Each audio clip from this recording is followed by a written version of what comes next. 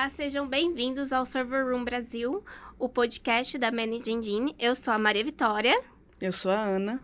E hoje estamos aqui com o Josué Adil e o Leonardo La Rosa, da ACAD. Sejam bem-vindos. Muito prazer ter vocês aqui com a gente hoje.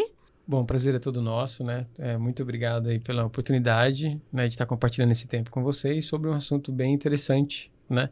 E esclarecedor aí para tanto empresas de tecnologia, para todo mundo, né? A gente está vivendo um mundo que estamos cada vez mais conectados, então é legal que já esclarece bastante coisa através desse belo trabalho de vocês. Muito obrigada. Legal, obrigado pelo convite, meninas. Prazer estar aqui com vocês e vamos bater um papo legal aqui sobre ethical hacking. Em setembro a gente falou um pouquinho sobre cibersegurança e hoje a gente vai continuar esse papo um pouco, né, que completa um pouquinho, Sim. né, Ana? Um pouco polêmico.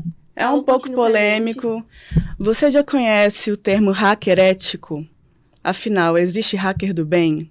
É uma profissão? Hoje a gente vai falar sobre isso, vai desmistificar o hacking ético e vai entender o porquê que cada vez mais empresas querem profissionais dessa área. Então, para começar, vamos entender melhor como surgiu o termo hacker e o que ele faz. Bom, legal. Essa é para mim ou para o Léo? Então, à vontade. Vocês à vontade, sim. Legal. Então, o termo hacking, ele surgiu do conceito de você modificar dispositivos, modificar dispositivos mesmo, do dia a dia, para que ele funcionasse de uma forma diferente da forma original pela qual ele foi criado. Então imagina você cria um botão de campainha e você consegue fazer aquele botão de campainha ligar alguma outra coisa, ter uma outra funcionalidade do que aquela funcionalidade que ele foi criada. Então inicialmente o hacker era a pessoa que fazia essas modificações em dispositivos. Com o passar do tempo, isso acabou sendo muito utilizado em tecnologia, até porque a tecnologia foi avançando e as pessoas foram descobrindo que dava para modificar muitas coisas. Com o passar do tempo, a gente começou a ver esse termo muito utilizado na área de cibersegurança, e aí começaram a surgir as pessoas que modificavam tanto para coisas boas como para coisas ruins. Inicialmente nós tínhamos nomes diferentes. Nós tínhamos o hacker, que era a pessoa boa, e nós tínhamos o cracker, que era a pessoa ruim. Só que por conta da exposição da mídia, acabou virando tudo a mesma coisa, todo mundo teve o mesmo nome. Aí teve que mudar de nome de novo depois de um tempo. Mas basicamente era isso, as pessoas que gostavam de modificar as coisas. Não, legal. Só complementando, né? Achei legal o Léo começar, porque assim, a gente tá falando de hardware hacking, né?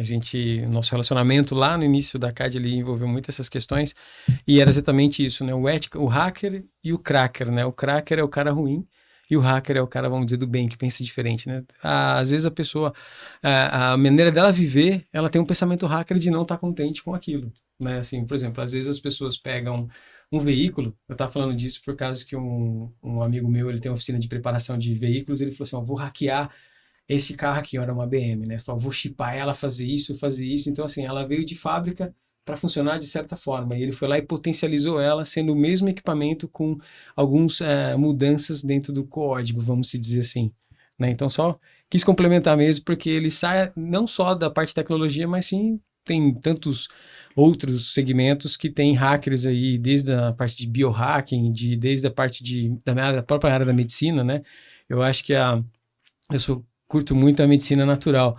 Então, se você olha ali, às vezes, um tratamento que você vai para um sistema de oncologia, na parte mais padrão do que a gente está acostumado hoje, com radioterapia, quimioterapia, e você tem recursos, né, desde que você acredite, se debruce nisso, extrair benefícios dentro da própria natureza, que, bom, tudo que existe por aí vem derivado da nossa terra, né?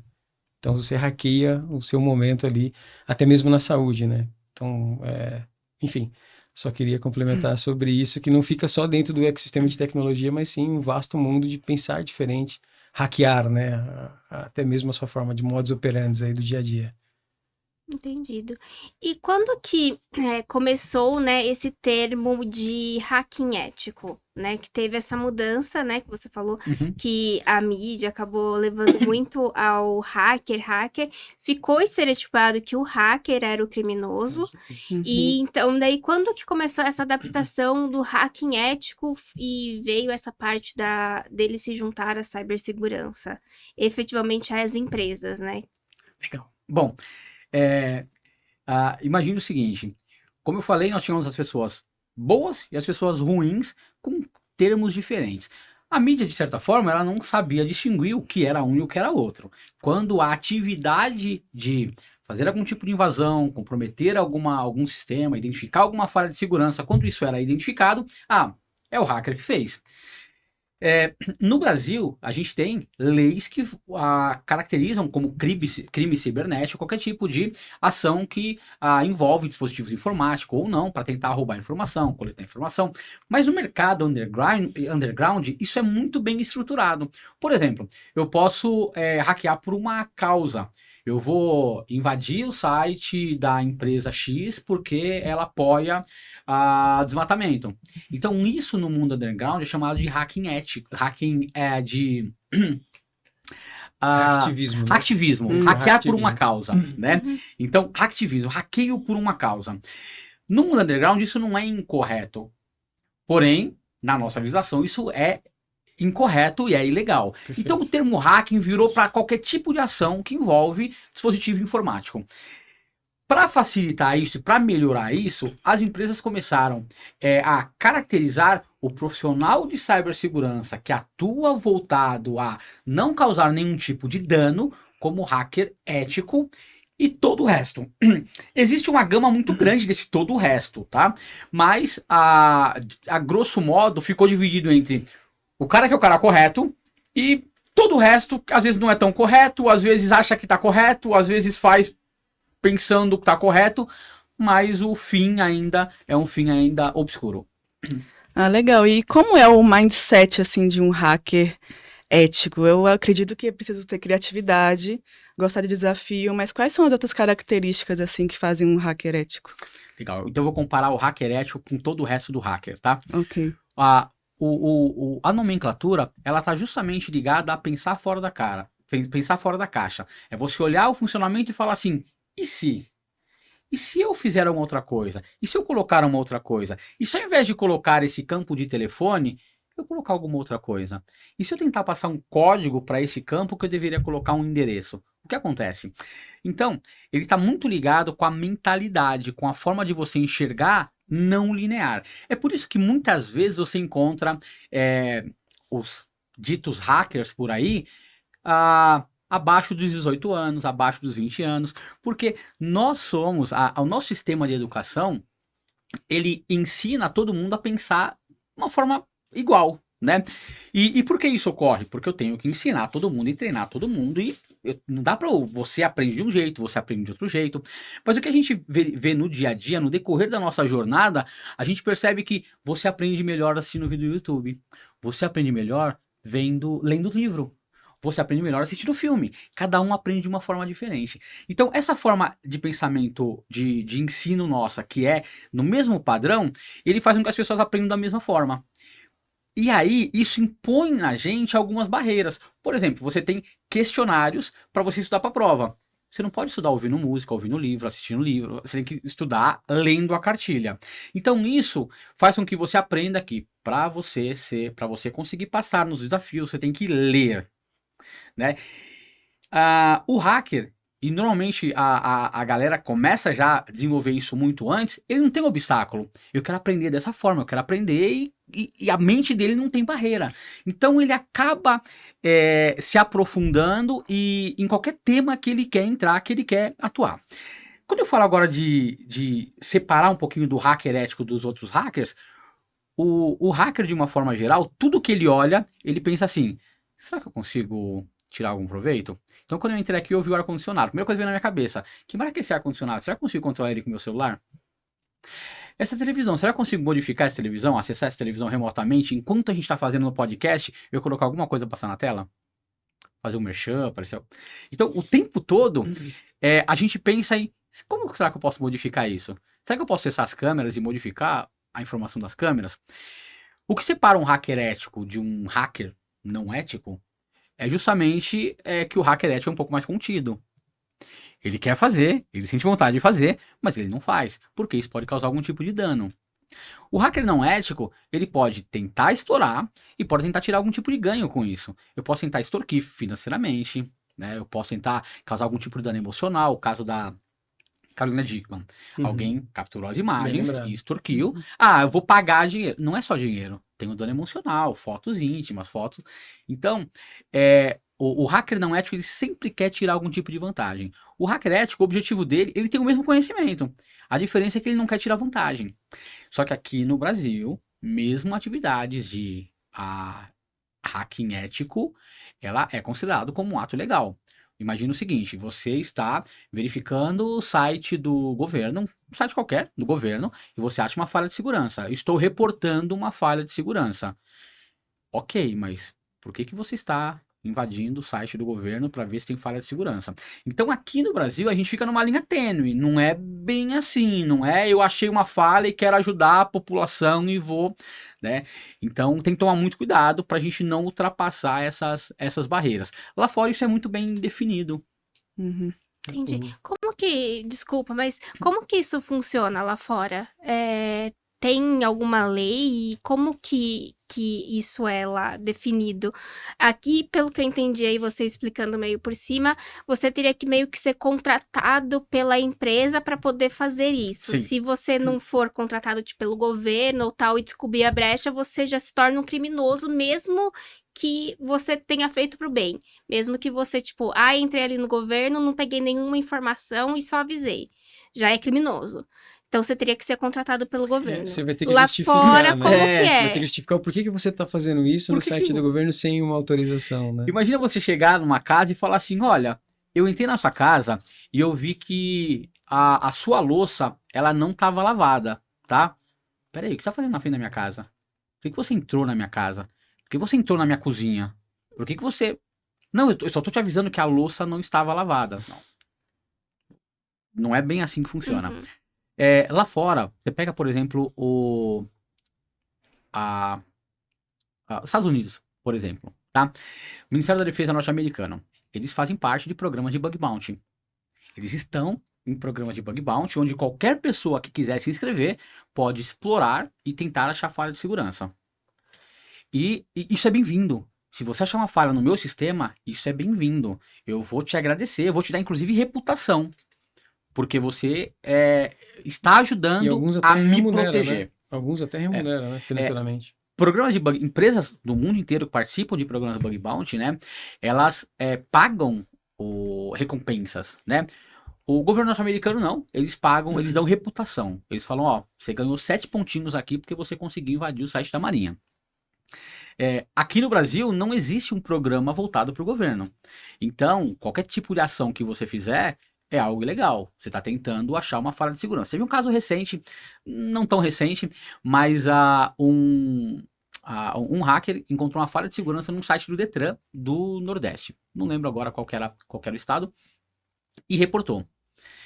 E depois de 3 meses não havia nenhum tipo de ação de correção. Ele entrou em contato de novo, falando, olha, eu já fiz o primeiro reporte, estou fazendo o segundo reporte, e se vocês não regularizarem em 30 dias, eu vou expor. E ele expôs. Ele expôs de que forma? Ele fez uma live jogando Mario Kart no site do Detran, explorando uma falha de segurança. Então, por quê? Aqui no Brasil, mesmo o governo, tá? Agora a gente começou a perceber algumas movimentações para que isso fique mais protegido. Mas não era assim. Até pouco tempo atrás era muito escancarado. Qualquer prefeitura que você tentasse fazer algum tipo de exploração, você conseguia.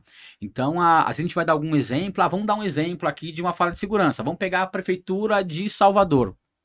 Entendeu? Hoje a gente não faz mais isso, porque bateu na porta, a porta abre. Então, que era tão fácil você mostrar um caso real, né? Então a gente falou assim, a gente não faz mais nada que é Gov e nada que é BR, para não ter nenhum tipo de problema. Porque algum aluno pode ficar empolgado e querer fazer alguma coisa.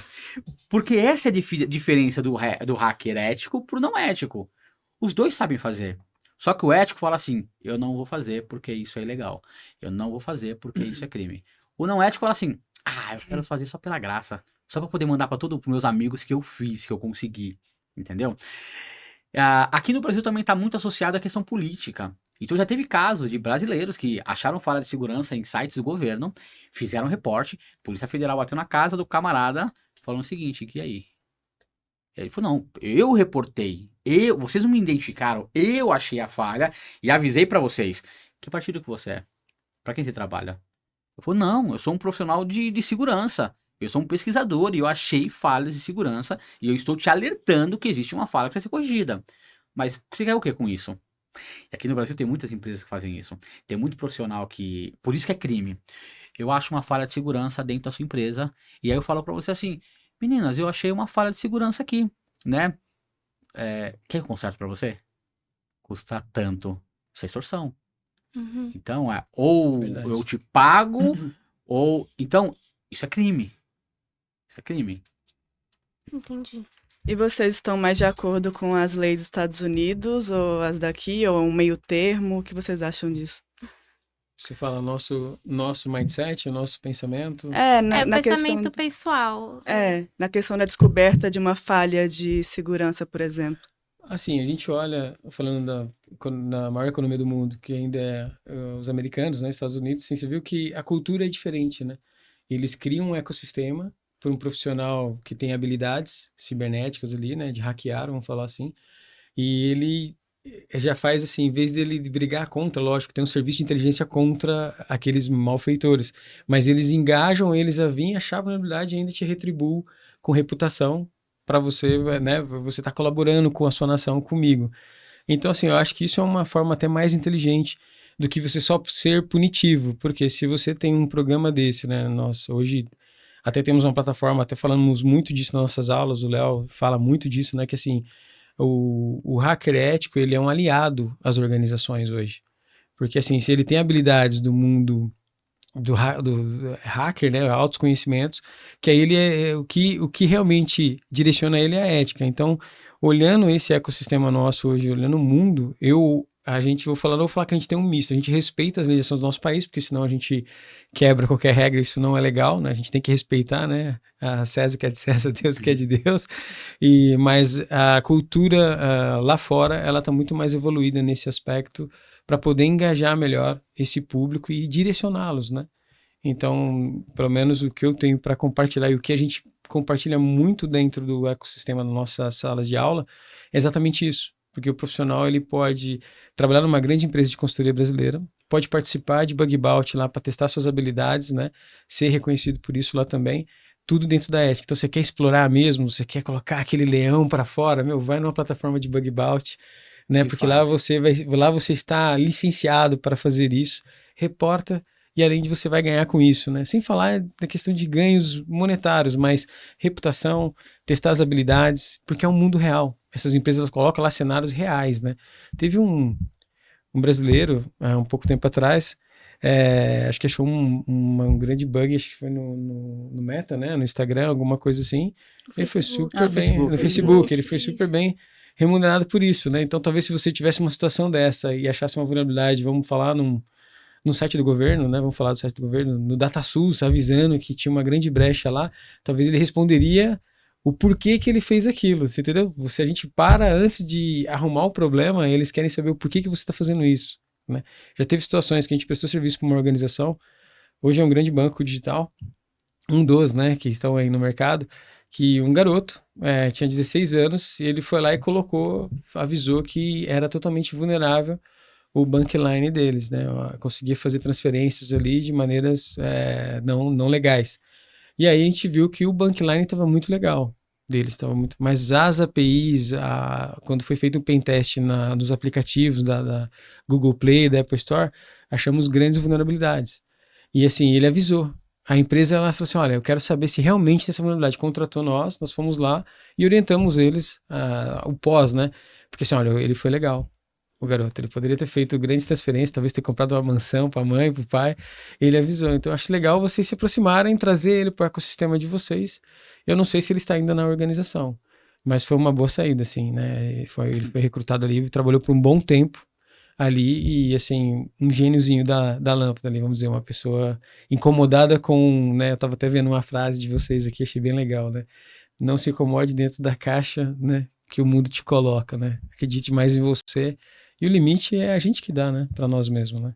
Então, olhando essa questão do meu mindset, é aquilo, a gente tem que sempre andar numa linha correta mediante a sua legislação local, mas também olhar lá fora para o seu desenvolvimento, porque hoje a cibersegurança ela está no mundo todo, não é só territorial, né? Tem as leis que dividem GDPR, LGPD e tudo mais, mas é um mundo muito vasto, né, que a gente está vivendo. Uhum. Aqui no Brasil ainda é novo a questão de cibersegurança, né? A gente está ouvindo muito falar no mundo, né? Mas aqui no Brasil ainda é algo recente. Antes da gente falar antes da Covid, a gente não tinha um investimento em cibersegurança. A gente tinha até alguns projetos que a gente estava fazendo com alguns clientes, e quando surgiu a Covid, o cliente parou o projeto. Falou, cara, isso aqui deixa quieto, aquilo não vai, né? Então, no Brasil, a gente sempre teve uma cultura aqui de, faz para funcionar. Segurança a gente vê na próxima fase. É verdade. Quando surgiu a Covid, a gente teve algumas questões importantes. A primeira foi o surgimento da LGPD. E a LGPD não surgiu aqui porque o Brasil agora está preocupado com privacidade de dados. A prova disso é os sites do governo são invadidos toda semana, né? Então, o que aconteceu? Quando surgiu a GDPR, por conta do vazamento de dados do Facebook, né, no caso da Cambridge Analytica, o governo europeu falou, opa, peraí. A partir de agora eu quero cuidar dos dados dos meus cidadãos. E se você quer se relacionar comigo, independente do país que você esteja, você precisa também se preocupar com privacidade. Aí o Brasil falou, opa, peraí, então esse negócio é sério, porque se eu não fizer, eu não consigo mais vender para o mercado europeu. Então agora eu preciso me preocupar. Esse movimento da Europa acabou contagiando o mundo inteiro. E aí não adianta nada vocês se preocuparem com privacidade e o seu cliente não se preocupar. Então vocês são uma grande empresa, mas você tem aquela empresa que fornece para você papel, que fornece para você, ele também tem que se preocupar com privacidade, porque a cadeia inteira tem que funcionar. Então as empresas começaram a se preocupar, a se movimentar com privacidade, e com isso surgiu a figura do DPO, né, o encarregado de dados pessoais, que começam a buscar mais profissionais de segurança no mercado. Primeiro ponto. Então, LGPD. Segundo, surgiu a pandemia. Quando chegou a pandemia, quem não estava no digital foi forçado a migrar para o digital. Eu costumo dar esse exemplo para meus alunos. Eu falo, cara, eu sempre quis montar um restaurante, porque isso aqui nunca quebra. Todo mundo come 3, 4 vezes por dia. Se a comida for boa, comem todo dia. Se for ruim, vão comer uma vez, não vai voltar mais, mas sempre tem alguém voltando. Surge a pandemia, amigos meus com rede de restaurante, 4, 5 restaurantes, quebraram. Por quê? Ele estava acostumado com aquele cliente que ia lá e comia. E agora não vai mais. E como que eu faço? Eu posso vender via internet, mas eu não me preparei para isso. Então as empresas começaram a correr e todo mundo preparou. O cara tinha lojinha de rua, ele foi para a internet e agora eu vendo via Instagram, via WhatsApp. Então o pessoal foi pro digital. Foram pro digital sem estar preparados. Então, mais falha de segurança, mais ataques. Aí começam a surgir, eu falo pros alunos também outra coisa legal, que é, enquanto na pandemia, no isolamento social, você estava na sua casa assistindo Netflix, assistindo suas séries, dorama, nem sei se tinha dorama naquela época, né? O cybercrime se especializou. E aí voltou com carga total, atacando grandes empresas. Caso mais emblemático do Brasil foi a JBS, maior exportadora de carnes do Brasil, interrompeu o fornecimento de carnes da Austrália e do Canadá. Quanto eles pagaram para ter os dados recuperados? 11 milhões de dólares. 55 milhões de reais. Aí as empresas começaram a olhar, opa, peraí. Eu não quero ser a próxima. Aí surge a Renner. Aí surge a Americanas. Ninguém quer ser a próxima. Então o mercado começou a se movimentar em cibersegurança. Então agora a gente está vendo uma movimentação do mercado. Mas cibersegurança a gente trabalha de várias formas. Eu trabalho prevenindo, detectando rápido, né? E eu trabalho também à frente, né? Eu não quero mais prevenir, eu quero antecipar os ataques. Então a gente, na parte de prevenção, a gente fazia um serviço meia boca. Agora a gente já está avançando para a detecção. Já estamos com as empresas criando time de segurança para detectar e responder rápido. Porque quanto mais rápido, já dizia o Dr. Drauzio Varela, melhor prevenir do que remediar. Então, se você se previne, você não precisa, né? Então, quanto mais rápido você detecta a doença, mais rápido você ataca, mais rápido o paciente fica bom. Então, as empresas começaram a investir na parte de detecção e tratamento de incidentes. Próximo passo é você analisar o mercado lá fora e se antecipar. Ou eu sei que está acontecendo alguma coisa lá na frente. Inteligência da ameaça. O mercado norte-americano já trabalha com isso. A gente aqui no Brasil não. São pouquíssimas empresas que trabalham. E aí, por conta dessa falta de movimentação das empresas, a gente tem muitos profissionais bons e muitas empresas. A Renner tinha excelentes profissionais. A JBS tinha excelentes profissionais. Porém, se não tem investimento adequado, se não tem uma cultura de cibersegurança, não adianta eu falar para você, cibersegurança, eu sou o melhor hacker agora da tua empresa. Eu vou proteger sua empresa inteira. Não adianta. Se eu não tiver ferramenta para trabalhar, não vai funcionar. Mas agora eu sou o melhor hacker, eu tenho as melhores ferramentas da sua empresa. Se o seu estagiário clicar em e-mail de televisão de 55 polegadas por 599 porque é Black Friday, vocês vão sofrer ataques. Mas aí você tem uma cultura de cibersegurança. Mas se o seu parceiro não tiver uma cultura de cibersegurança, ele acessa seu ambiente, ele acessa seus dispositivos. Então veja que a cultura ela tem que ser generalizada. Porque senão a segurança se perde no caminho. Né? E esse é um dos trabalhos do hacker ético. Porque ele tem o conhecimento avançado e ele tem que disseminar, ele tem que ajudar a proteger as empresas. Então, e a diferença do hacker para o profissional de cibersegurança é justamente no mindset. É pensar fora da caixa. É pensar como isso pode ser explorado. Eu fico fascinado quando eu começo a falar sobre cybercrime, sobre cyberataque. Imagina que eu tenho uma esteira de desenvolvimento de uma aplicação. Vocês têm uma aplicação, né, no Managing Engine. E aí imagina que você tem alguém que está pedindo para criar um botão novo. É alguém de negócio, pediu para criar um botão que vai fazer uma funcionalidade. Alguém vai lá, vai entender essa funcionalidade, vai passar para o time de desenvolvimento, vai criar o botão para ter a funcionalidade, ele passa para o time de teste, ele passa para os negócios, ele vai para o ar. Aí aparece um menino de 15 anos e fala assim, e se ao invés desse botão aqui, eu colocar uma outra coisa aqui dentro? E ele coloca e invade a tua aplicação. Então veja, ele está pensando de uma forma diferente de todo mundo. O desenvolvedor criou o botão da forma como que você pediu. Quem testou exatamente da forma que você pediu. O ethical hacker, ou hacker de uma forma geral, ele vai olhar e vai falar assim, um campo telefone. O campo telefone tem 8 caracteres. 9 agora. Mais DDD, 11. Mais código de país, pode ter 3. 15 caracteres. Tá bom. O que acontece se eu colocar 50? Será que a aplicação vai me retornar um erro? Esse erro que ela me retorna, será que ela vai me falar um pouco sobre o que está dentro da aplicação? Porque normalmente é isso. Toda aplicação, quando ela gera um erro, o objetivo dela é fazer o quê? É te falar o que está errado. A linha tal, você está tentando fazer uma conexão com a informação que você quer digitar não cabe no campo tal do banco de dados. Opa, eu tenho agora o nome do seu banco de dados. Eu tenho o nome da sua tabela. E se eu tentar colocar alguma coisa no seu banco e na sua tabela? Então, é justamente analisar fora da caixa. Né? E esse tipo de profissional, nas empresas, faz total diferença. Porque ele enxerga diferente. Ele olha onde normalmente não se olharia. Né? E isso é importante. Então, essa movimentação de mercado, ela está começando agora no Brasil e ela vai ganhar mais espaço. Tá? Lá fora já existe uma maturidade maior. Uhum. Eu pesquisei um pouco, né? Vocês têm graduações para ethical hacker e existem algumas certificações para se tornar um ethical hacker. Isso. E acho que a maioria das pessoas, das empresas, não sabem que para você ser um ethical hacker, precisa ter essas certificações. Eles acham, às vezes, que é um hacker, que é uma pessoa que aprendeu de qualquer jeito, que vai lá entrar na empresa e fazer isso. Talvez vocês acreditam que isso já cria um preconceito, um medo das empresas ter um profissional assim dentro da empresa e que é esse estereótipo que já foi criado e por isso que muitas às vezes não querem. Por que eu vou ter um hacker dentro da minha empresa? O hacker é essa imagem de criminoso que vai ficar invadindo as minhas coisas, vai descobrir o que eu tenho aqui dentro. Não tem noção que há uma profissionalização séria, que tem todo um segmento para se seguir, que, né, tem vários certificados, não é só um, são várias etapas para se especializar, para ser colocado dentro desse mercado.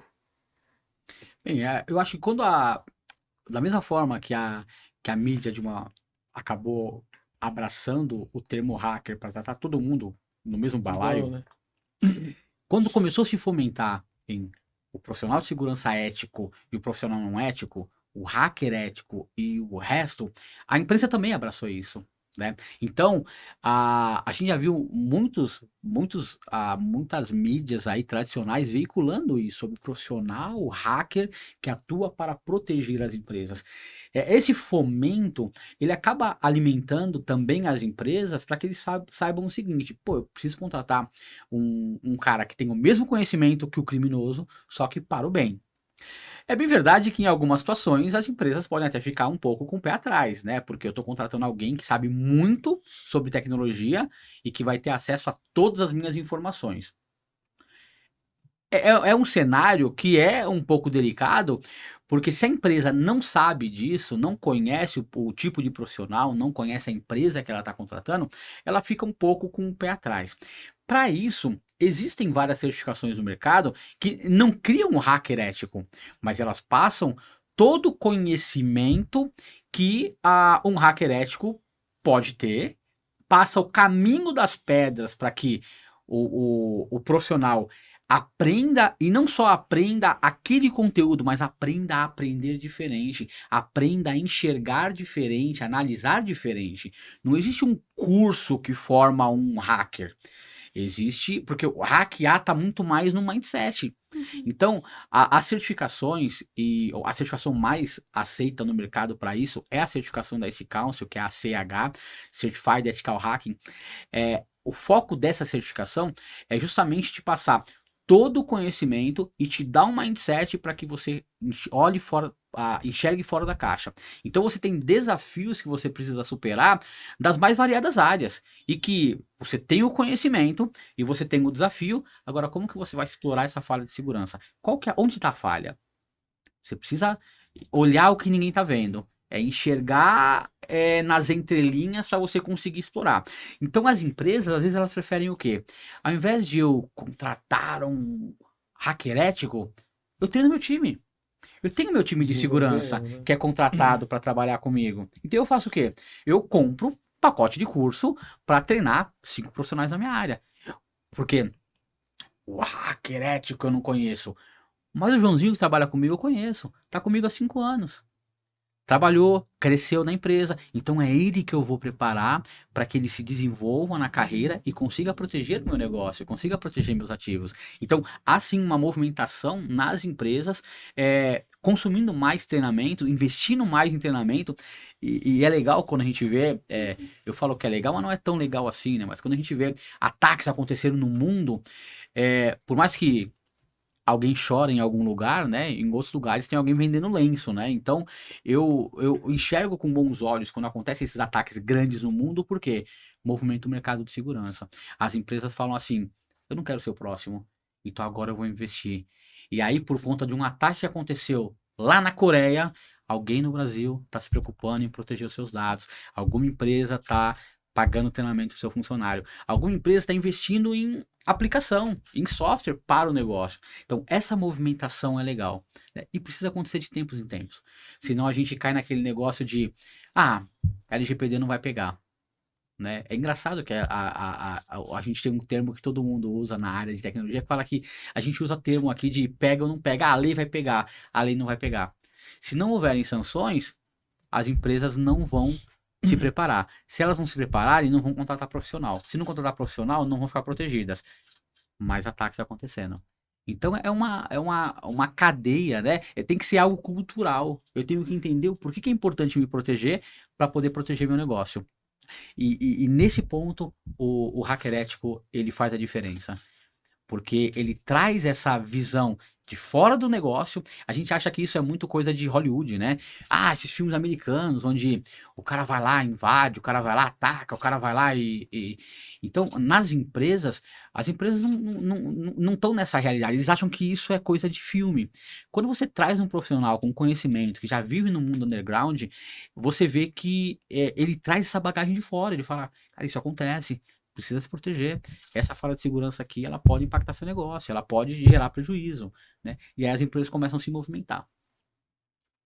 Legal, e você... Ai, desculpa. Não, só ia complementar justamente isso, né, que o Léo comentou, né, assim, hoje a gente tem algumas alguns clientes, né? A gente não pode falar porque não pediu autorização aqui, que a gente criou mesmo um mecanismo de formar os, né, os campeões ali da galera de infra, que faz todo um assessment, aqueles que têm a predisposição para vir para essa área de se tornar um ethical hacker, como ele já conhece tecnologia, já é de infraestrutura, a gente tem esses programas para poder apoiá-los, desde a metodologia envolve a questão de ética, né, principalmente legislações mundiais, no caso da certificação Ethical Hacker, que o Léo complementou, e na questão também da continuidade, né, igual ele falou, a tecnologia, todo dia você tem lá na sua própria Play Store ou Apple Store, uma atualização de um aplicativo do banco que você utilize, um aplicativo do seu dia a dia, do Waze, enfim, a tecnologia, ela todo dia ela está sofrendo atualização e automaticamente esses programas, né, essa cultura que a gente vem discutindo aqui, de um ethical hacker, né, de um colaborador mais consciente, imergido nesse mundo, ela tem que acompanhar, né?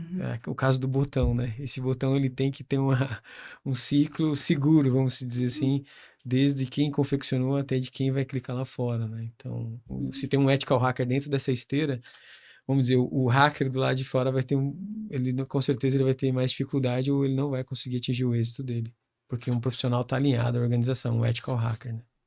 Legal. E como vocês veem, assim, a tendência para qual caminho que vai ser seguido agora, a partir de agora? Vocês acham que agora com a inteligência artificial e a cibersegurança vai dar um novo capítulo para essa história? O que vocês acham disso? Olha, eu vou ser bem, assim, do meu ponto de vista, o pessoal que o Léo vai falar 2 horas aqui sobre isso. Mas, assim, antes de até te passar a bola para ele, assim, isso, eu creio que tudo que vem evoluindo, se a gente souber se conectar com isso, sempre tem os dois lados, o lado bom e o lado ruim, né? Vai do nosso lado ético, vamos dizer assim.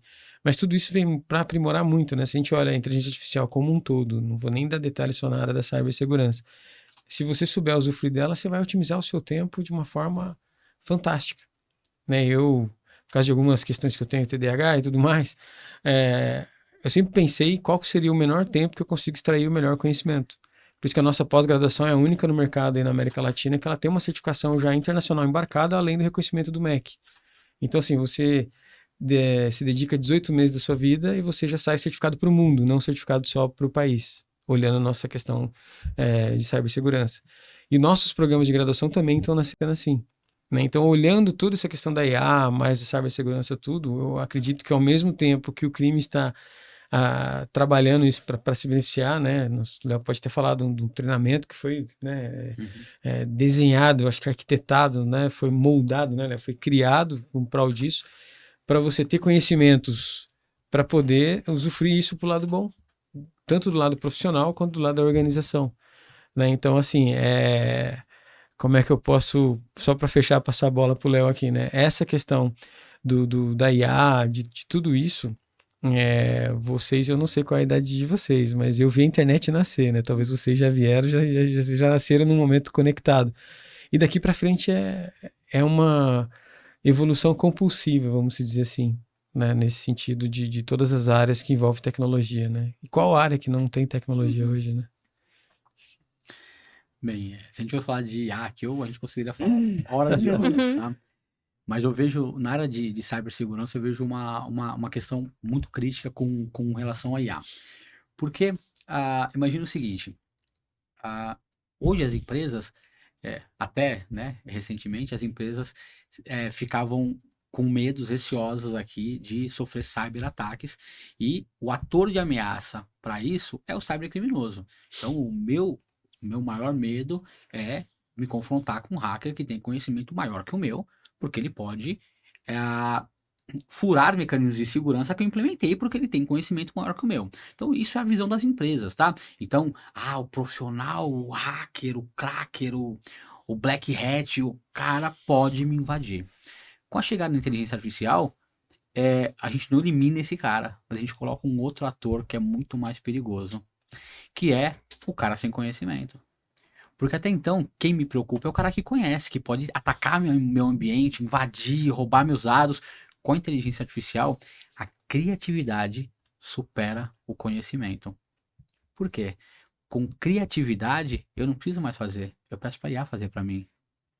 Né? Ontem a gente teve uma live de lançamento de um curso que eu criei uma ferramenta onde eu falo o seguinte: inteligência artificial, eu gostaria de verificar quais os computadores estão na minha rede, porque eu quero fazer um ataque. Ela manda o comando para mim que eu vou executar para que eu consiga verificar quais computadores estão ativos. E eu tenho um botãozinho que eu clico nele e executa o comando. Ele me traz as máquinas que estão ativas. Inteligência artificial. Eu quero pegar essa maquininha aqui somente e quero que você me liste todos os serviços que estão em execução na máquina.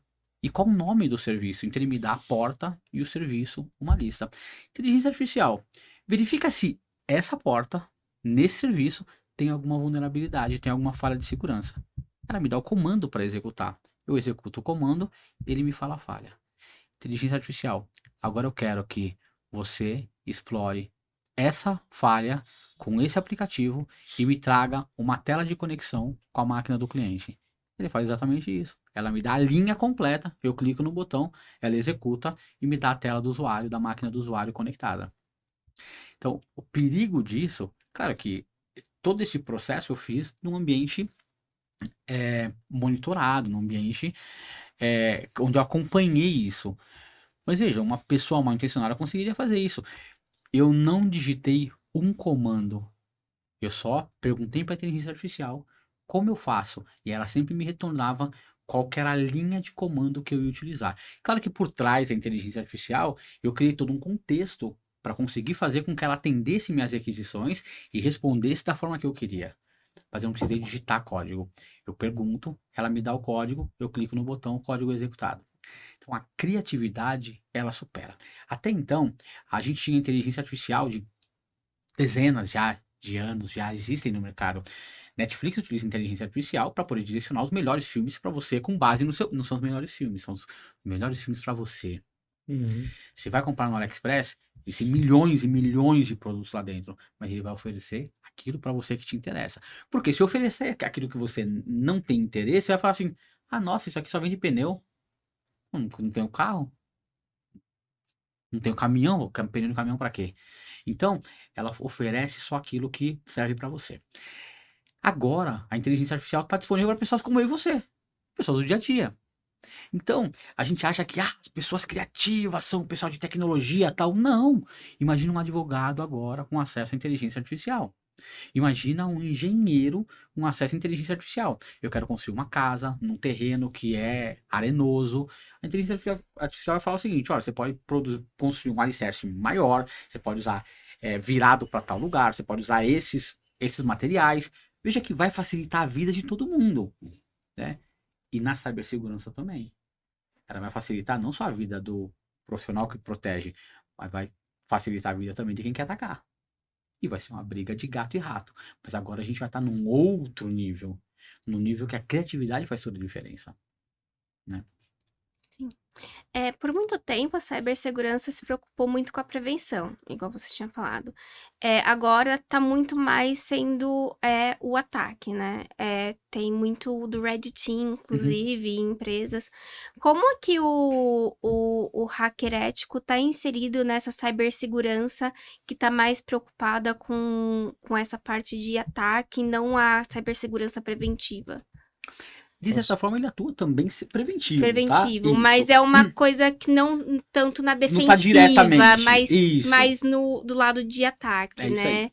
Não, eu ia fazer até uma piadinha, né? Você tranca ele na sala, não paga ele, deixa ele bem nervoso para ele poder analisar, fazer a simulação de um hacker ali, né? Não, mas exatamente, o Léo acho que vai dar até mais detalhes disso, né? O dia a dia dele tá na sala de aula ali, ele sim tem um conhecimento hacker, mas ele tá dentro de um time. Hoje as empresas estão dividindo isso em muito times, né? Coloridos, eu falo, né? Para mim ainda, a gente que é mais raiz, né, Léo? Eu falo time de ataque, time de defesa. E do Threat Intel, tudo entra ali naquela linha de defesa. Mas na questão do Red Team, ele é um profissional que ele fica meio, de certa forma, isolado ali para poder validar e ajudar como um ofensivo, né? Tanto é que o nome do nosso programa é Cibersegurança Ofensiva. Né? Então, a pós-graduação de cibersegurança ofensiva.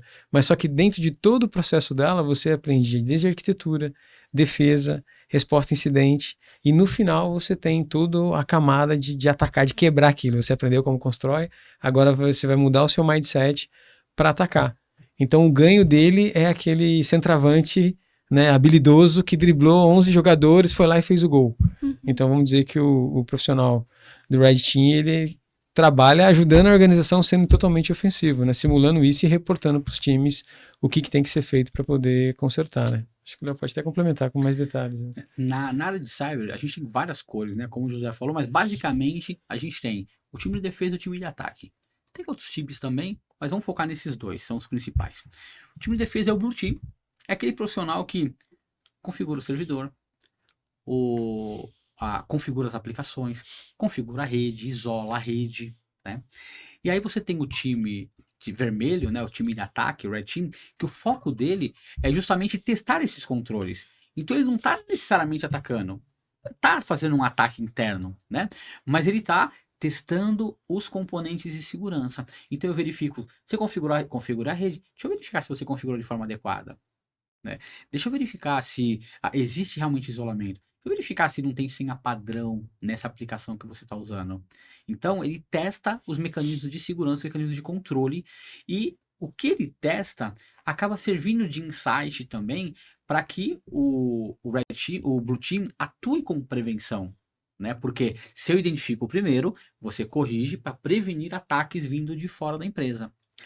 Da mesma forma também, o Red Team consegue atuar no teste de aplicação. Lembra que eu falei da esteira de desenvolvimento? O cara falou que quer um botão, cria o botão, desenvolve, testa. Opa, o time de Red Team vai falar, ó, agora eu vou testar a sua aplicação.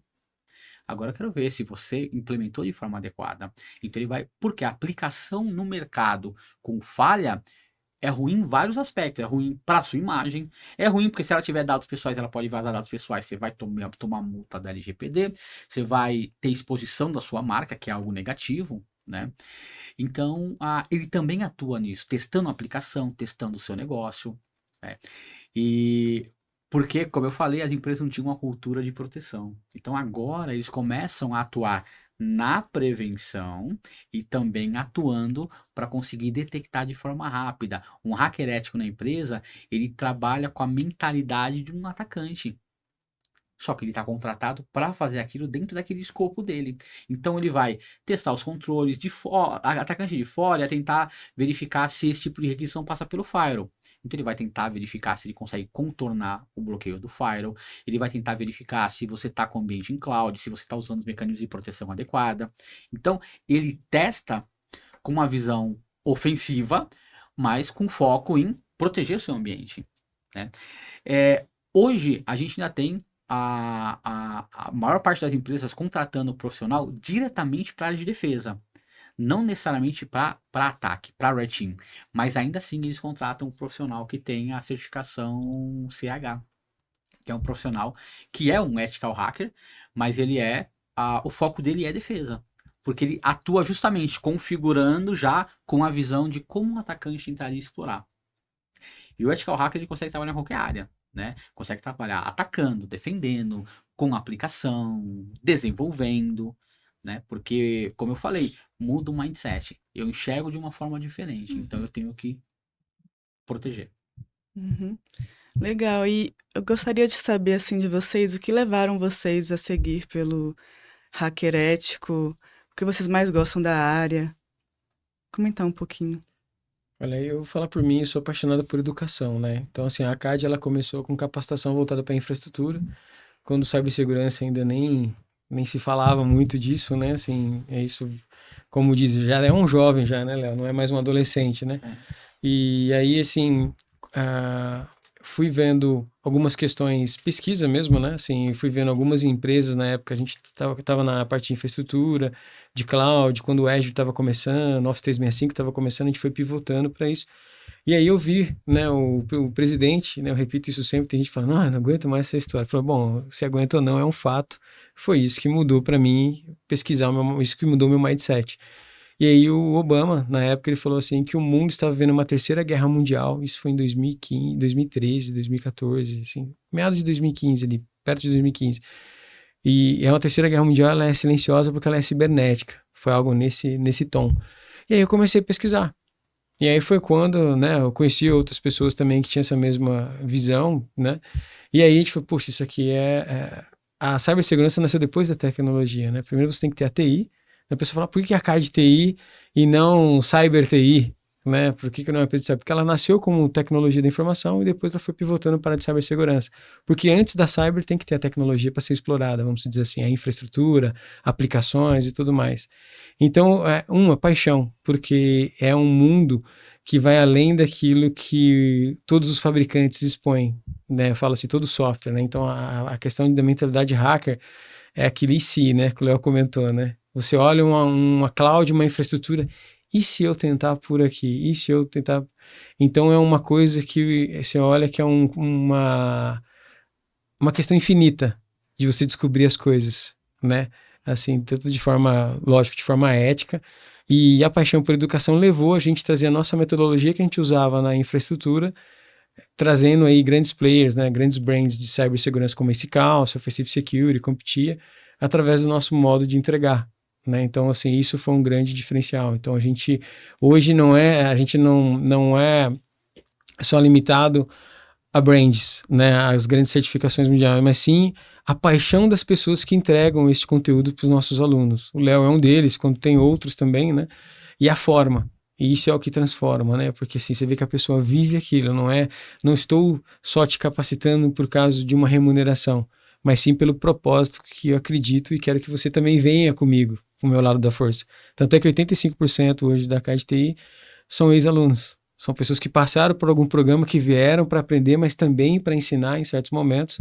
E hoje a gente vem contratando bastante alunos ali, assim, dentro do nosso ecossistema, justamente para compartilhar a nossa missão dessa mentalidade nova, nova, né? Vamos dizer que nova na questão de pensar no mundo digital de uma forma diferente, né? E se, né? Não só usar aquilo como deve ser usado como o manual ensina, mas sim ter criatividade para poder usufruir disso e também proteger as pessoas, né? E organizações através desse conhecimento.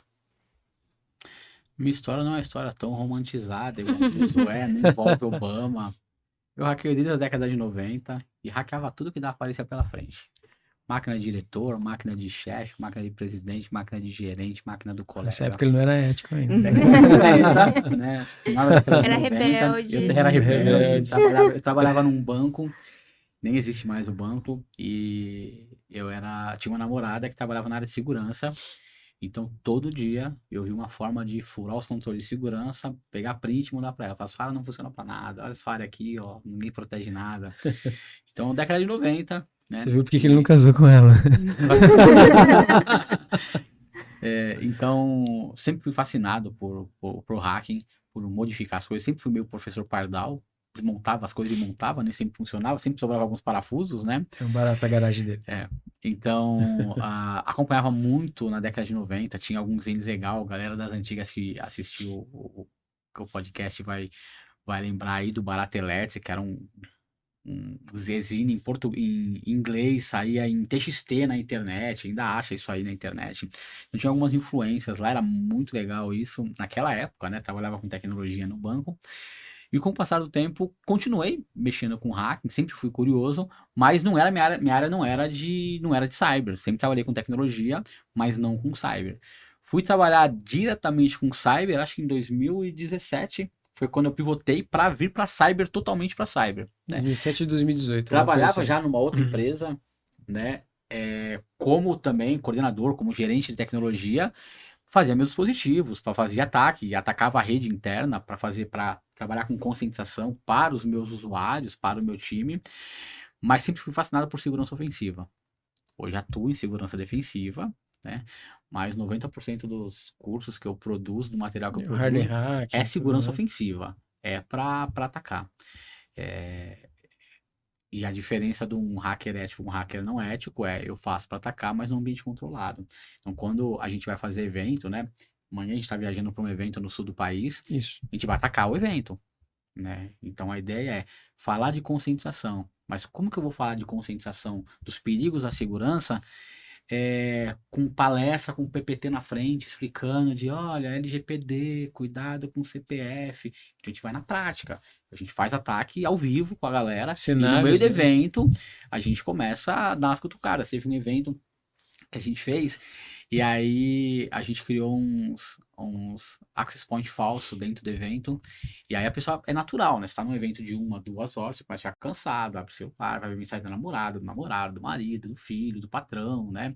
E nessa a pessoa tá sem internet. E ela pegou o access point do evento e conectou no Instagram com o login e o telefone dela. Aí no meio da palestra eu fui e fiz uma ligação pro telefone, a menina atendeu no meio da plateia. Aí ela que atendeu, eu falei, altera sua senha do Instagram.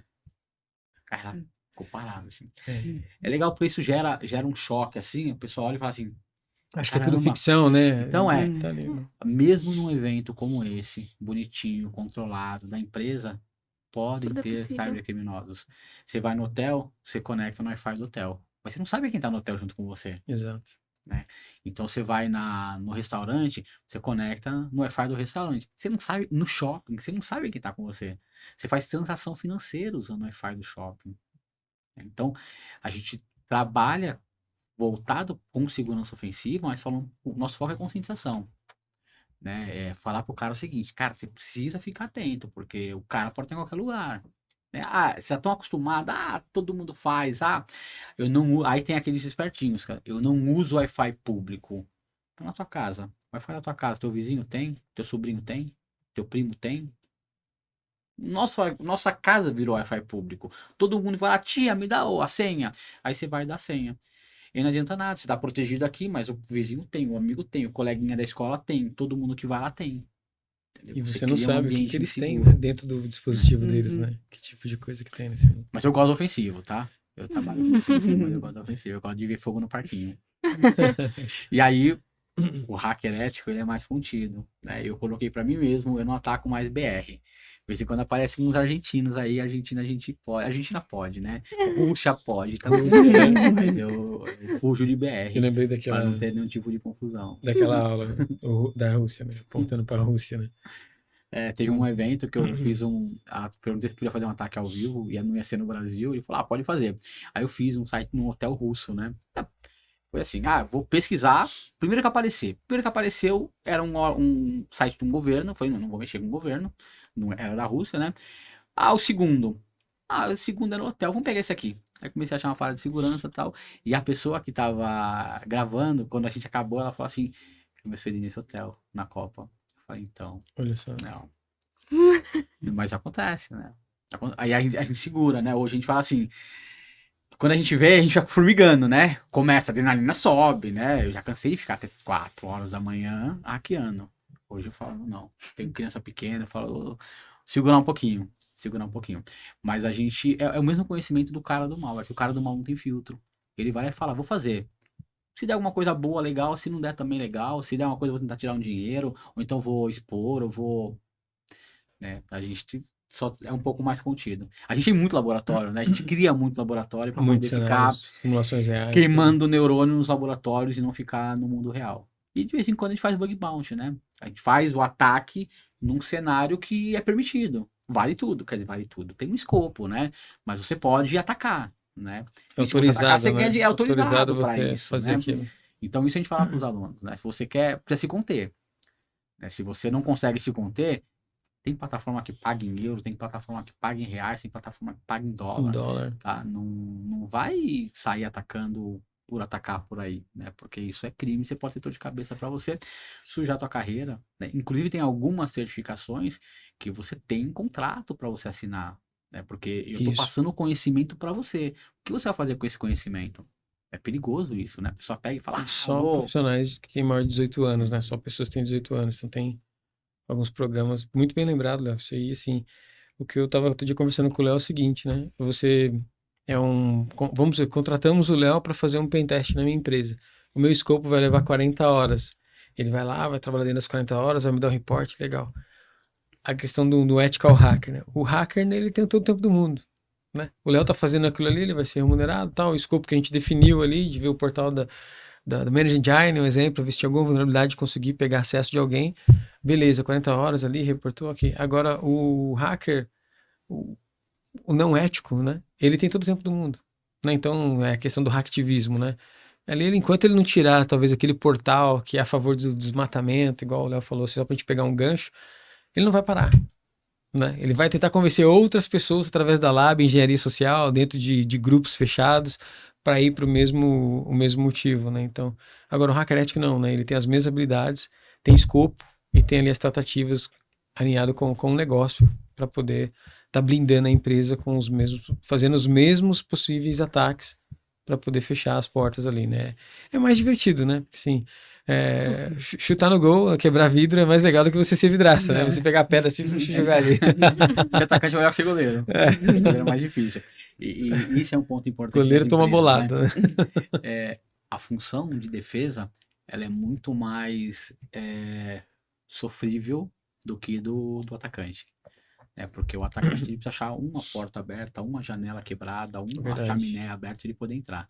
Quem defende, ele tem que proteger todas as portas, todas as janelas, todos os portões, todos os cadeados, todas as frestas ele tem que proteger. Então a função de quem ataca é sempre mais tranquila. E aí, quando esse profissional que sabe como atacar, ele vai atuar como defesa nas empresas, ele tem, assim, uma vantagem, né? porque ele já sabe como funciona, como o jogo funciona. Então, ele vai proteger todos os mecanismos, né? A gente fala muito disso sobre defesa em camadas, né? Você olhar a segurança como se fosse uma cebola, né? Cada camada protege outra camada. E aí você não existe uma receita de bolo. Isso aqui você tá protegido. Comprei o melhor firewall do mercado, tô protegido. Não tá. Se você não configurá-lo bem. Sim. A gente vê muitos ataques, né? E agora as empresas estão sofrendo com problema de resgate. Paga, não paga. Se não pagar, até tal hora vamos liberar os dados. Como que o hacker ético ele pode atuar nesse cenário, ajudar a empresa a lidar com isso, precaver? O que se fazer também nesse cenário que aí essas empresas estão lidando? Tem que proteger. Tem que proteger. Tem que fazer a lição de casa. Então, a primeira coisa que eu preciso saber é conhecer como está o mercado e conhecer como está o meu negócio. Então, eu preciso fazer uma análise de risco para poder entender quais são, o que é crítico para o meu negócio, o que não pode parar, né? Qual que é o impacto de um ataque dentro do meu negócio. Então, aí a gente começa a falar um pouquinho sobre governança, sobre risco. Eu preciso fazer a lição de casa, eu preciso estar preparado. Depois que eu estou preparado com política, o funcionário da empresa, ele tem que saber que ele não pode pegar, sair mandando e-mail para todo quanto é lugar. Ele tem que saber como ele usa a internet, ele tem que saber como ele usa os recursos de tecnologia da empresa. Não vai usar o notebook da empresa para ficar acessando o site de jogos, né? Que normalmente é onde tem muitos ataques acontecendo. Então, eu começo me preparando. Depois que eu me preparo, eu tenho uma próxima funcionalidade que é importante, que é detectar rápido. Não adianta eu estar preparado e sofrer um ataque e daqui 15 dias identificar o ataque. Em 15 dias o cara levou embora tudo que tinha que levar. Teve um aluno nosso, que também depois se tornou um instrutor nosso, que ele falou, cara, sofreu um ataque de ransomware na empresa. E se eu tivesse analisado os logs uma semana antes, eu tinha pego o cara. Então, eu tenho que... É algo vivo, segurança é algo vivo. Sim. Né? Então, me preparei, identifiquei, achei rápido. Depois que eu achei rápido, eu tenho que ter condições de conter o ataque. Então, conter o ataque de que forma? Se está sofrendo ataque na minha rede de DDoS, eu tenho que barrar esse endereço, eu tenho que barrar o tipo de pacote, eu tenho que de alguma forma fazer com que o ataque pare de acontecer. Ligo a máquina sobe criptografada. Ligou, sobe criptografada. O que eu vou fazer? Não liga mais nada. Preciso conter o ataque. Né? E depois tenho que ter condição de recuperar. E aí recuperar envolve backup, envolve ter uma réplica do meu site em outra localidade, ter de repente ambiente em cloud, ter multi-cloud. Caiu a AWS, eu tenho aqui no Google, eu tenho no Azure. Então, você vê que é uma sequência de ações que eu tenho que fazer para evitar que tudo isso aconteça. Agora, sofreu o ataque, roubaram os dados, tem que pagar resgate. E aí, paga ou não paga? Não sei. Cada um sabe onde o bolso dói. Tá? Tem muita gente que fala assim, não pague, porque se você paga, você incentiva o cybercrime. Eu sou a favor de não pagar. Se o dado não for meu, não paga. Agora, se for meu, e eu demorar 1 ano para recuperar, quanto que vai doer 1 ano parado? E 1 ano parado, minha empresa quebrou. 30 dias parado, minha empresa quebrou. E uma questão importante nessa questão, por exemplo, aconteceu, né? É isso que o Léo falou, né? Se você tem uma preparação, o ataque sempre vai acontecer. É quanto tempo você responde. Fala cyber resiliência, né? Hoje já não fala mais, tô 100%, não tem como estar 100% protegido. Mas como que você se prepara para ter uma cyber resiliência? Quanto tempo você consegue retornar sobre isso? Porque quando você vai pagar o criminoso cibernético, quem me diz que ele vai honrar a palavra dele? Primeira coisa, se ele já te roubou, ele já não tem ética. Uhum. Quem me diz que um exemplo é um risco gigantesco que o Léo comentou aqui sobre, acho que pode ter falado da JBS mesmo, né? Assim, é público, né? É um dado público. É público. 55 milhões de reais. E se o cara não devolve? Tipo assim, Quantas empresas né? dessa poderiam ser criadas, né? Ou talvez... Não empresas dessa, eu disse errado, eu quis dizer áreas de tecnologia, áreas de segurança. Eu quero falar assim, às vezes Quantas com estruturas de segurança conseguiria 10%, ter às vezes com criado? 10% já melhoraria muito a questão da sua preparação para ter sua cyber resiliência ali, né, naquele momento, né? Então, assim, é complexo falar dos outros, né? Mas é um dado que foi publicado. Então é isso, você está negociando com um ladrão, poxa, um sequestro, né? Imagina, um sequestro, sequestrou seus dados. Quem garante que ele vai devolver O né? mercado hoje fala de seguro cyber, né? O E, mercado já fala de exato. você já ter um caixinha Uhum. preparado aí para poder fazer pagamento de resgate. Por quê? Não é se vai acontecer, é quando vai acontecer. Uma hora vai acontecer. E aí, onde que o hacker ético atua? Pô, eu identifico que precisa ser feita atualização de patch de segurança. E aí eu tenho que passar por um processo de EMU, de iniciamento de mudança, até aprovação, escolher uma janela, escolher... Esse processo, ele pode demorar uma semana, ele pode demorar um mês, ele pode demorar 2 meses. Quanto mais você demora, mais tempo seu ambiente está desatualizado, maior o risco. Então, as empresas precisam entender ainda que cibersegurança é algo importante. Não é alguém que, pô, vai ter que parar o servidor, pô, TI só arruma, só inventa coisa para fazer.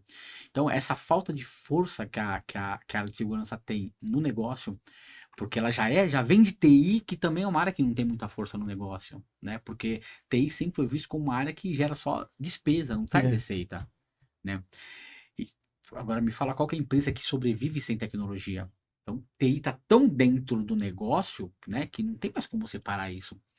Então, a área de segurança muitas vezes é vista como uma área que, esse cara, só gera despesa, né?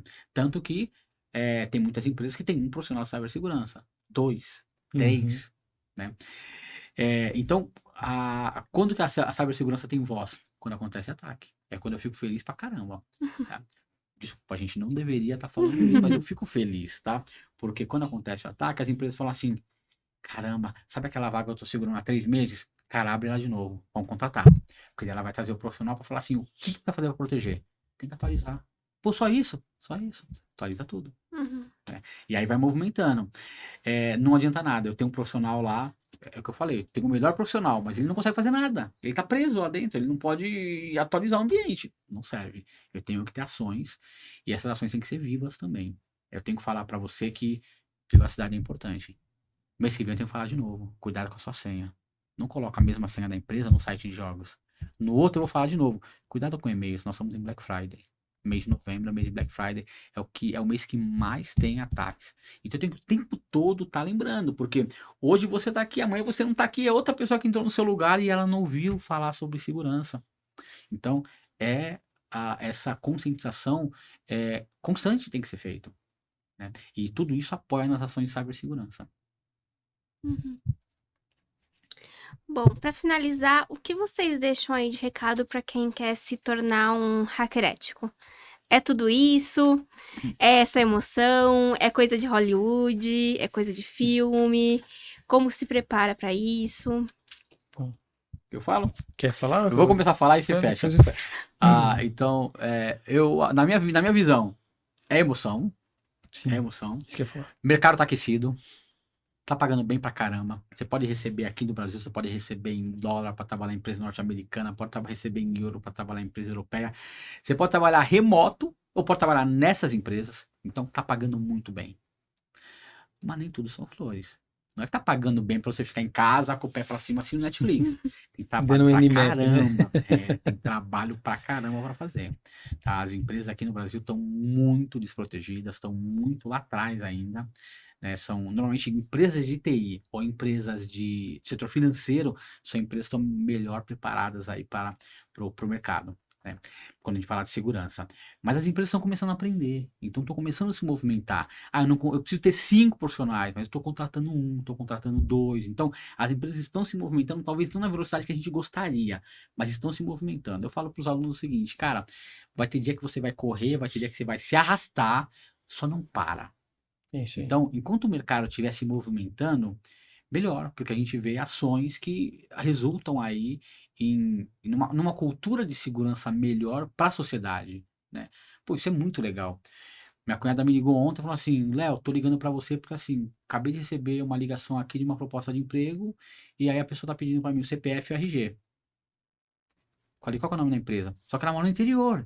Aqui em São Paulo é fácil, assim, isso é esquisito, né? Uhum. Mas é no interior. Qual que é o nome da empresa? A empresa tal, ó. A empresa tem um escritório aí. Tem vários profissionais que são daí da cidade mesmo, que estão lá no LinkedIn. Né? O telefone dela, ó, a empresa atende. Né? Fica com o pé atrás. Passa a informação para não perder a oportunidade, mas fica com o pé atrás. Se pedir foto de documento, foto, não, peraí, aí não, só você não me contratou, como que eu vou te mandar informações? Então, tem que ser uma cultura de segurança para todo mundo proteger. E aos poucos as pessoas vão falar assim: opa, peraí, eu ouvi alguém falando que isso é perigoso. Eu ouvi falando. E as pessoas começam a se proteger. Né? Então tem que ser. Essa cultura vai se espalhando. Tá? Salário bom. Trabalho para caramba fazer, você pode escolher o modelo de trabalho que você quer. Eu quero trabalhar home office. Ah, tem uma vaga para você aqui, para você ganhar X, trabalhar no escritório. Se você quiser, você vai. Se você não quiser, você pode esperar que vai aparecer outra para você trabalhar home office. Ou trabalhar híbrido, tá? Então, tem oportunidade, o mercado está aquecido. Outra coisa importante, se prepare.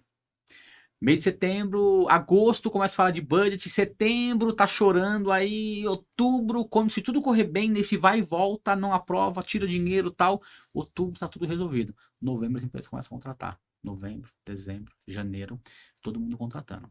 Então, se prepare. Quem tá na área de cyber, você não vai esperar cair do céu, né? O cair do céu é chuva. Né?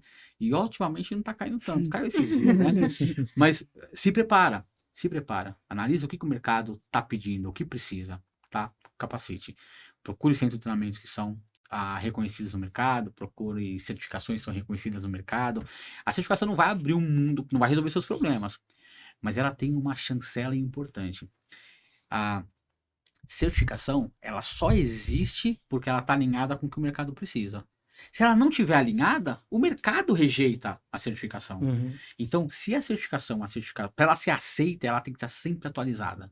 Então, quando você fala assim, eu tenho essa certificação, é a garantia que o americano tem, que o brasileiro lá embaixo do piniquim fez o mesmo curso que o americano fez, que o europeu fez, que o japonês fez. É o mesmo curso. Só que tem uma coisa muito legal que acontece aqui no Brasil, que às vezes eu fico muito feliz com isso. Nossa moeda aqui é 5 vezes menos que a do americano. Então o americano fala assim, ao invés de eu pagar $10 mil para o americano, vou contratar um índiozinho lá de baixo. Não é pejorativo, é só porque eles às vezes acham isso. Eles vêm no Brasil aqui, nossa, as pessoas estão... Vocês têm carro? Uma vez um colega meu falou isso. Vocês andam de carro? Achei que era todo mundo de cavalo. Como assim cavalo, cara? Você acha que agora só tem índio? Né? Então, às vezes, a visão de fora Brasil é dividido entre floresta amazônica e Rio de Janeiro, né? Ou você morre ou só tem floresta. É a garantia que tem de que, pô, o cara conhece. Por que eu vou pagar $10 mil? Eu vou lá pro brasileirinho lá e vou pagar $5 mil. Por $5 mil, o brasileiro fica muito feliz recebendo R$25 mil por mês para atuar. Então, até nesse cenário que aparentemente é negativo, a nossa moeda faz uma diferença muito grande. Tem muito cara aqui no Brasil se preparando, se tornando um bom profissional e trabalhando para a empresa norte-americana, ganhando em dólar. Exato. Muito bom. Bom, o que eu falo sobre isso, né, assim, eu acho que é pelo terceiro ou segundo ano consecutivo, dentro do Web Forum, que acontece todo começo de ano, cibersegurança está entre as 5, acho que era a 8ª, eu não lembro se ele estava...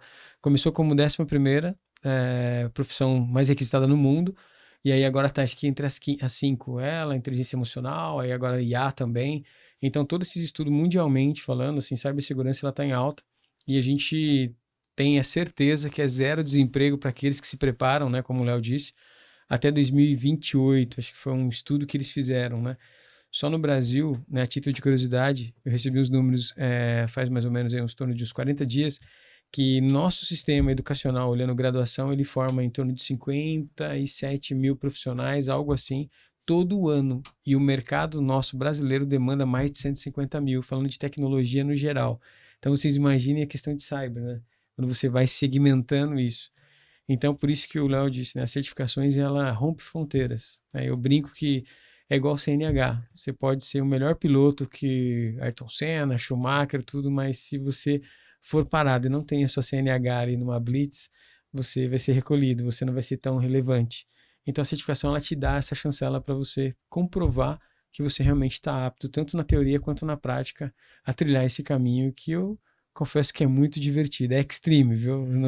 É muito radical, é o que o Léo falou, né? Você tá atrás da cadeira, com friozinho na barriga ali, tudo, é muita adrenalina, né? A gente, ainda mais tem alguns CTFs nas nossas plataformas, assim, às vezes tem algum prêmio, né? O próximo que vai ter agora vai ser uma PEN 200, uma OSCP, que vai acontecer nos próximos dias, esse CTF, e a pessoa assina a plataforma por menos de R$ 1.000 e ele vai ter uma chance, se ele ganhar, né? Jogar ali mesmo, com tempo, cronômetro, desafios, um prêmio de mais de R$ 13.000.